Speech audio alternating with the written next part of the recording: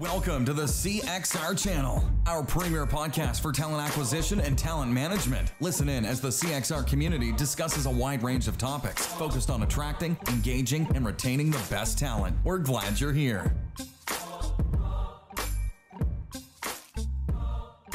All right, everybody, welcome to Career Crossroads podcast. For the next 15 minutes or so, I'm going to be your ship's captain. And we are going to have another Have You Met episode. This segment is just where we take a second and sit down with a talent acquisition leader or industry personality and get to know them a little bit about them, and maybe discover something you wouldn't find buried in their LinkedIn profile, and just talk a little bit about what's top of mind for them. So today I have Allan Goldberg. Allan is at Dell. He's been there for a number of years, but currently he is the global head of talent acquisition, running that COE out of there. Allan, good afternoon. Hello, Chris, and thank you for having me. It's good to be here. I'm glad you decided to sit down with us and just chat for a little bit. Allan, for those who may not actually know who you are, because you've been at Dell, I think for three years now. Yep. Okay, and always talent acquisition?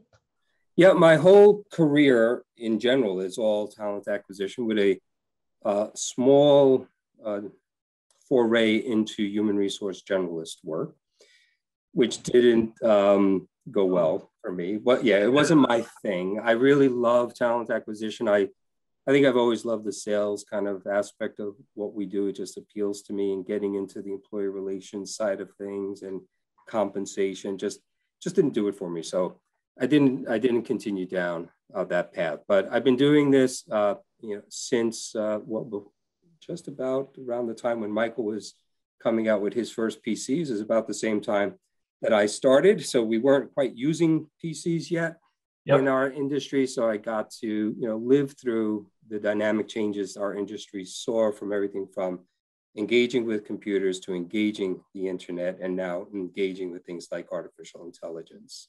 Wow. Here at Dell since 2018, starting off leading sales, delivery, recruiting, moved into also taking on diversity, and then completely left those roles. And last October took on the role of the global COE for talent acquisition.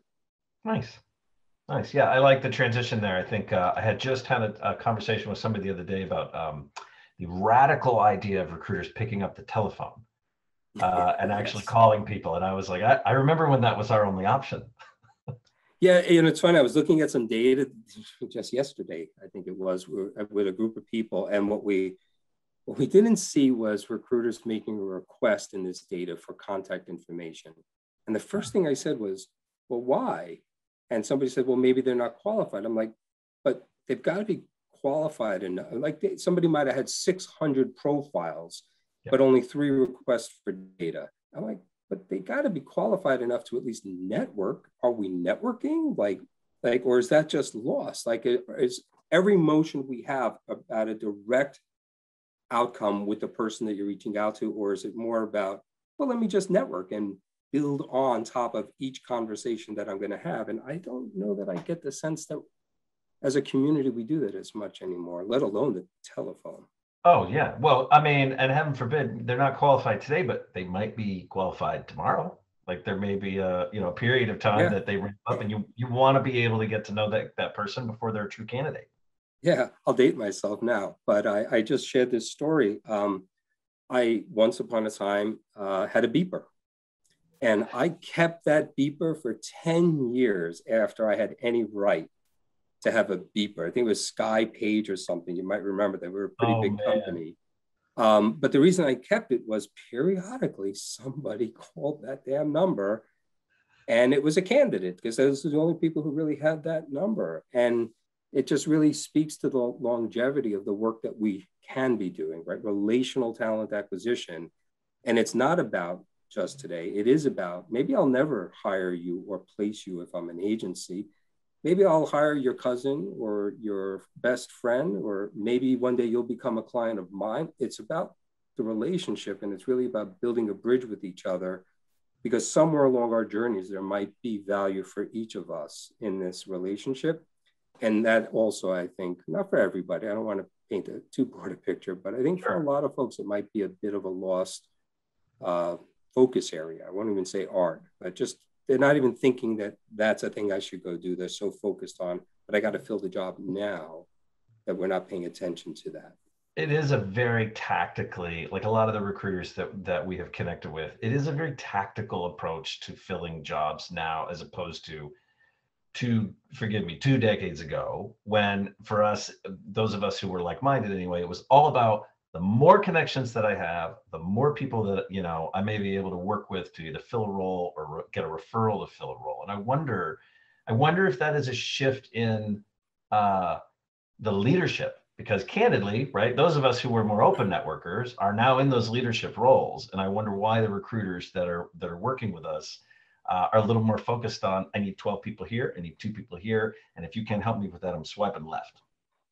Yeah, I think if you, whoever's listening to this, I think if you ask them, we'll get. We have 5 listeners, Allan. We have 5 listeners. Those 5 people, we're going to get 5 different perspectives. But I suspect some of it probably, you know, has to do with technology getting in the way a little bit, like how technology is forcing us to work. Some of it's probably, you know, most TA organizations are probably under constant OpEx challenge to deliver more with less resources. So we're really putting this pressure on our teams to just get to the, you know, nuts and bolts of what you need to deliver and then move on.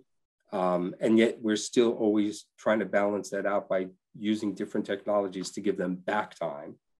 And I'm not always sure that that works, because then it feels like we're just giving them more busy stuff to do.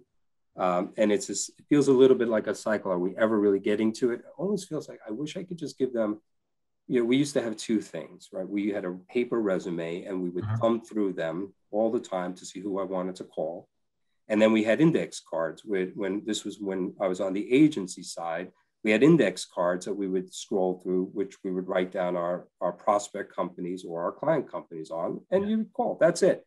That's what I got graded on at the end of the day, right? That I fill in my call sheet for each of those. I had a requirement of 25 client calls, and believe it or not, 150 recruiting calls. Nobody ever got to 150, but that's what you were always targeting to get to, and the pressure was always on.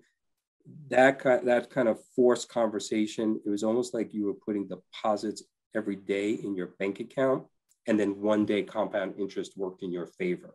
That was the benefit of it. And when you're not doing that, you're not getting that compound interest a year or 3 years from now as the reward back. And that's sort of a missing element, I would think, for some recruiters. Yeah, so I would imagine to you that now if you were to hear a beeper tone, immediately you're thinking dividends. It's certainly what it used to be. We used to, there was a, were you in the agency side? I was, I was contracted through a boutique for a little while, which is where right before I went into corporate, and I did that for about 1.5 years, and it was old school Rolodex, smile and dial. Yeah. Well, my history is a mix of, growing up on the agency side in New York City, and then going into corporate recruiting with Munich Reinsurance, Prudential Insurance, a little bit with Pepsi, Gartner. I had a couple of stints with Gartner, and then most recently with Dell. But the agency side in New York City, down the street from us on Fifth Avenue, there was a suit shop called Dino Baldini's. And whenever we got when that beeper would go off and we got a great candidate, like we met with them and we knew this was money in the bank, we would call the client and say, I'm sending them over with the invoice. And by the way, I'll be down at Dino Baldini's buying myself a new suit. That's how confident I was that this person was going to get the job when you saw them. I do miss those days.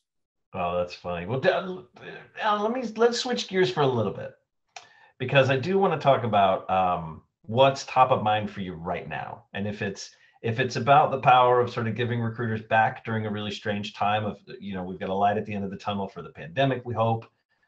If it's about figuring out what's going on from a sort of a wellness and headspace issue for them, if it's really about how to just get your business into a new normal, or if you have something that's completely off the radar for anybody else that you're actually working on, what is it that's sort of, for lack of a better phrase, sort of keeping you up at night? Really good question. I think probably the things that are on my radar are probably similar to most other people. One is it's coming out of COVID. And one of the things, right, maybe about 3 weeks ago, that hit my radar is, oh my God, we put all these special rules and guidance in place during COVID that we forgot we did, right? The big ones we knew, like hiring freeze and any special process, but then there were subplots to that across everything from global mobility to relocation, to return to site, to our website, our internal site, all the guidance around our policies where we put up special, blurbs to warn people, hey, whatever we said in this policy, it's not exactly accurate right now during COVID. Sure. So the last few weeks has been an exercise in starting to unwind some of those policies. And as we're coming out of it, we're recognizing that, well, some things might go back to the way they were. Some things are probably going to stay the same now until we're really out of it, because we're not truly out of it. We're in this weird period now. And some of it might look different. And for the different stuff, we've got to go figure out, well, what is that? And what's the impact of all of that? And actually, right before this, I was sending an email because we're realizing across several different teams, and Dell's a big company, right? 160,000 employees, a lot of different business units.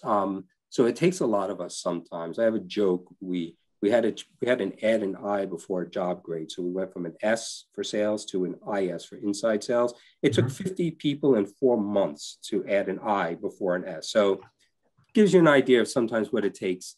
Although Dell's very nimble and entrepreneurial, when it comes to process changes, we're a little less so.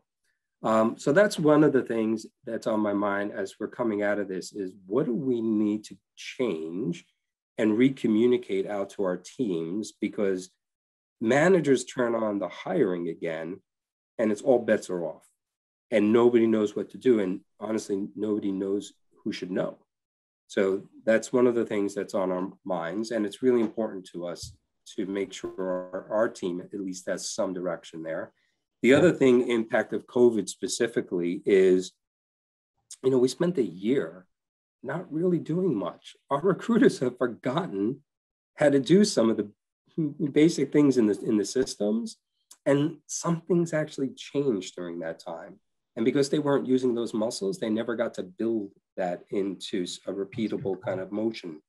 So we're recognizing also that, hey, we've got to make sure our team knows how to do these things, because, and again, like a lot of folks, and I've been on a few roundtable calls, they all seem to be experiencing the same, except for healthcare companies, which remain busy. The rest of us, all of a sudden got busy, and we got really busy. So we went from 0 to 100 in the matter of 2 to 3 weeks. Yeah. And we're trying to upscale our team again and bring in new recruiters and new sourcers to meet the new demand. But in the meantime, our recruiters are overwhelmed. And that's a theme that I'm hearing from other folks as well. So short term, these are some of the things that are on my mind. How do we come out of COVID? And how do we make sure our teams are positioned to be successful and that we have all the right policies and we're communicating them out to everybody? The other big thing is diversity. During the year of COVID, we also experienced a major kind of shift with the George Floyd incident that occurred. And several months prior to that, in November of 2019, we announced what we call our 2030 Moonshot Goals to the world. We basically are reporting out to the world our representation of diversity. And with that, we also announced that we have real goals of delivering 50% gender diversity by 2030 and 25% underrepresented minority diversity in the US, and that's Black and Hispanic, and 40% gender in leadership and 15% underrepresented minority in the US in leadership by 2030. And that got a little bit of motion, and then COVID hit. So it sort of started fizzling. And then all of a sudden in May, it just became this just typhoon of a wave of COVID is not an excuse for us not to be moving forward full scale and operationalizing this plan. So we started moving in that direction, and that's uncovered, especially in a technology company, the gaps that we have. And it's not just that, there's a shortage of desire. There's no shortage of desire to go out and do what some people might feel is the right thing, hiring greater diversity. It's how the heck do you get that done? And how do you find the talent pools, and do they exist for us in the first place? Or are we going to have to go change some of the barriers that get in the way of pools that are there? Or are we going to have to go find completely new talent pools? So I'm spending a lot of my time right now meeting with leaders of TA from other companies to understand what have they done? How are they looking at some of the solutions that we're looking at, or what else are they looking at as solutions? And what I'm finding is we're all in the same boat, and we're all going to go on this journey together. A handful of companies might be a little bit ahead of us, but most companies are really still trying to move in that direction and figure it out. Yeah, I think some leaders, really good points. I think some leaders are actually arguing that the pandemic and the forced work environment change, right, for many of the organizations is lending itself to more diverse hiring when they're able to hire, and trying to sort of uncover what's actually the crux of that. Like what has made that change, even a pleasant, unplanned change, such a strong possibility. I've been calling this sort of the year of calibration, right, where we're taking a look at what's going to stick. And I think this resonates with everything you're sort of talking about, is what's going to stick that was good as we come out of this. What changes did we have to make? We've got a member company that hires, they were hiring 50,000 people, and they typically have a 60 to 90 day time to fill. They got it down to 2 to 3 days. And so now they're looking, and they did that because they took some duplication out. They took approval, multi-level approvals out. They took background checks to a degree out, drug screens in some markets. So, and obviously a lot of that mandatory, courts being closed and that kind of thing. But, when we sat down and talked to him and said, well, what sticks? And he says, as much as possible. We get done with this, we're never going to be at 2 day time to fill, but maybe we're at 2 weeks, right? Because we can we've learned what we can absolutely sort of live without. I've got a panel, the leadership meeting that's coming up, and I hope you're going to be there. We've got a mixologist coming in to train all of us how to make some mixed drinks. But the second hour is talking with the leaders about that's a bad combination, making the mixed drinks combination. We're going to talk about what sticks, right? And I've got a panel that I'm doing virtually with Australian talent leaders coming up in May. Exact same thing. Like, what coming out of this is going to stick? What change did they have to make to stick? And I think you hit it, right? From a DE&I standpoint, it's a really big piece. And just getting back to the basics, deciding what to focus on. Yeah, it's interesting that a big thing that's sticking for a lot of companies, and obviously Dell inhabits this space, which is remote work. Yeah. Right? Dell was a leader in the remote workspace before the pandemic. It was just a direction that we went 10 years ago. But we're probably moving from around 27 to 30% to more like 60 to 70% remote or hybrid remote environment. And inherent in that is a lot of questions. It's easy for leaders to say, hey, we're going to do this. It's another thing as you sort of cascade down into the levels of the organization. Well, how do you make that work? And are we going to do that across all job families of particular types, or is it going to be up to men? Like, where are these decisions coming from? So I think we're navigating a lot of that now to see what's going to stick. And I think we're very confident that's a big motion that's going to stick, and it will help with the other motions around diversity because it gives more pools to tap into. I'm really curious to see what leaders will have found, and C-suite level, I think, drives a big piece, but what leaders will have found some success in this, but who will ultimately, because they need eyeballs on their people, right? If I can't see you, maybe you're not really working. Who will ultimately Melissa Mayer everybody back into, for those who don't remember, Melissa Mayer pulled everybody back into the no more remote working for Yahoo ages ago, right? Pulled them all back in. So who will just say, screw it, you're getting back into the office. I don't care what worked and didn't work. It will be really interesting what talent stays or goes. And if they have that sort of Mayer effect on talent that isn't allowed to be remote. Yeah, it will be interesting. I know a lot of Wall Street firms, for instance, are saying back in. I think Goldman was leading that charge from what I read. Michael Dell recently was on a talk show, and what his commentary was, what will be the real test is when somebody says you got to come to the office and a competitor says you don't. Exactly. And where's the talent going to go? And that will help, I think, filter out what is the real direction and what is the impact on one way versus the other. And I do think you're right about bringing up Melissa. Are people willing to go all in right now, or is it really going to be a slow? Let's see, because we don't want to overextend and then have to figure out how you rein it back in once you go a little too far. It's going to be an interesting journey, I'd say, over the next 12 months, certainly the next 24 months, as we see where everybody's heading. Yeah, year of calibration. Allan, you are amazing. I love when I get a chance to sit down and just talk to you one-on-one. I will also love to see you with our mixologist in the leadership meeting coming up. Well, I'll be there. Well, thank you so much for giving us some of your time, and we just really appreciate it. Thank you for having me. Really appreciate the opportunity, Chris. All right, take care. All right, bye-bye.